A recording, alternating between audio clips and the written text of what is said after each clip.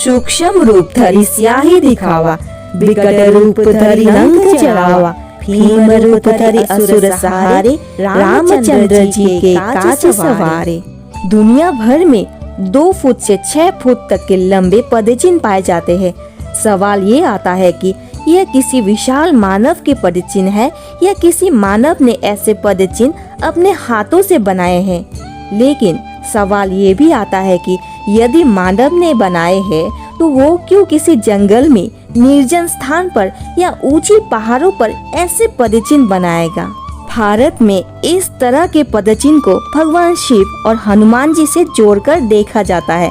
रामदूत हनुमान जी के पैरों के निशान के दर्शन करना अपने आप में अद्भुत अनुभव होता है।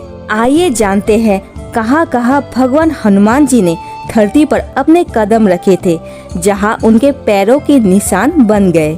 श्रीलंका में हनुमान जी का पदचिन्ह। हनुमान जी ने जब माता सीता को खोजने के लिए समुद्र पार किया था तो उन्होंने भव्य रूप धारण कर लिया था। फिर वे आकाश मार्ग से समुद्र को पार करके श्रीलंका पहुंच गए थे। ऐसा कहा जाता है कि जहां उन्होंने अपने पहले कदम रखे वहां उनके पैरों के निशान बन गए। ये निशान आज भी मौजूद है, जिसे हनुमान पद कहा जाता है। लेपाक्षी में हनुमान पद। यहाँ दर्द से तड़प रहे जटायु से मिले थे भगवान राम हनुमान जी के साथ। भगवान राम ने यह जटायु को मोक्ष प्राप्त करने में मदद की थी और 2 शब्द कहे थे, ले पक्षी, जिसका तेलुगु में मतलब होता है पक्षी उदय। यहाँ आपको बहुत बड़े पैर के छाप मिलेंगे। इन पैरों के निशानों के बारे में कहा जाता है कि यह हनुमान जी के पैरों के निशान हैं। यह लेपाक्षी मंदिर आंध्र प्रदेश के अनंतपुर जिले में स्थित है।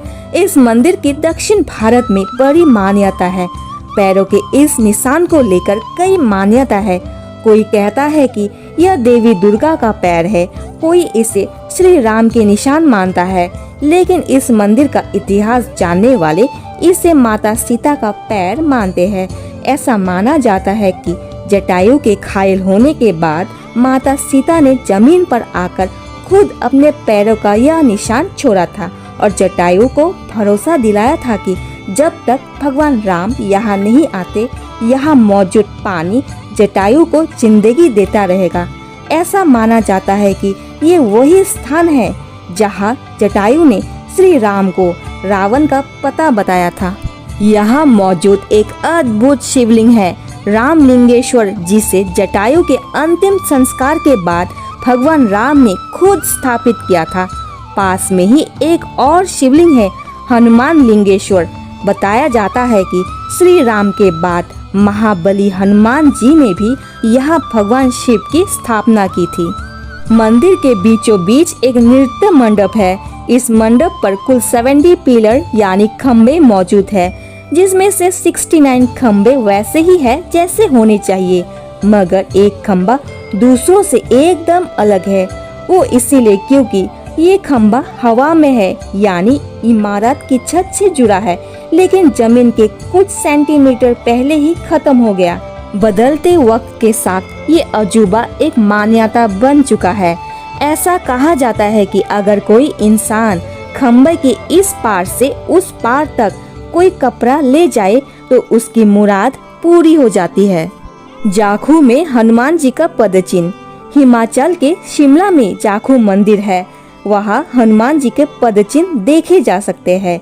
मान्यता है कि श्री राम और रावण युद्ध के दौरान लक्ष्मण जी मूर्छित हो जाने पर संजीवनी बूटी लाने के लिए हिमालय की ओर आकाश मार्ग से जाते हुए हनुमान जी की नजर वह तपस्या कर रहे यक्ष ऋषि पर पड़ी।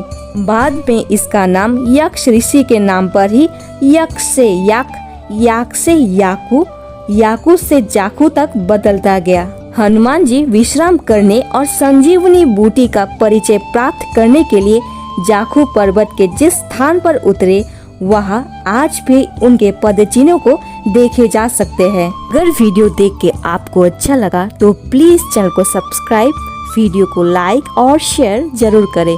धन्यवाद दोस्तों।